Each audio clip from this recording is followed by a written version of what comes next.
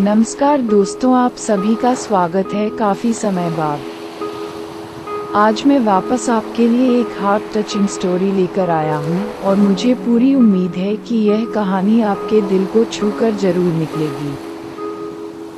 तो आपका ज़्यादा वक्त ना लेते हुए मैं इस कहानी शुरू करता हूँ।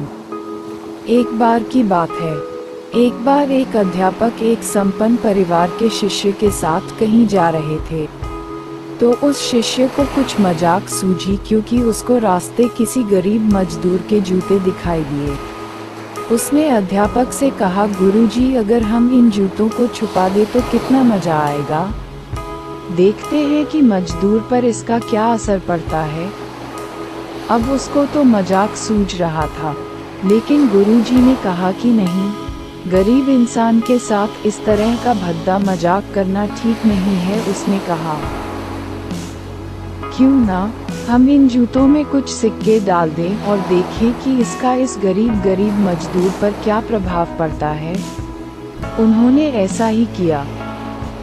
जैसे ही मजदूर अपना काम करके लौटा और उसने एक पाँव अपने जूते में डाला तो उसको कुछ कठोर सा महसूस हुआ। उसने अंदर हाथ डाला तो उसको कुछ सिक्के दिखाई दिए। वह थोड़ा आश्चर्य में पड़ गया। आसपास किसी को देखा तो कोई भी दिखाई नहीं दिया। वापस उस दूसरा पैर अपने जूते में डाला और वापस उसको उसमें कुछ सिक्के दिखाई दिए।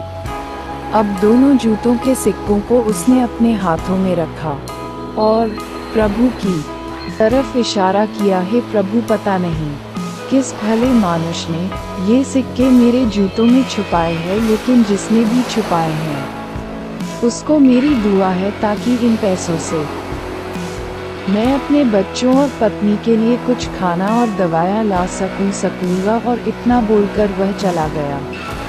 इस बात को शिष्य और अध्यापक दोनों सुन रहे थे। अब अध्यापक ने शिष्य से पूछा कि अब तुम मुझे बताओ कि तुम्हें कैसा महसूस हुआ तुम्हारी पहले। तो उसने कहा कि गुरुजी, मैं आपसे क्षमा चाहता हूँ।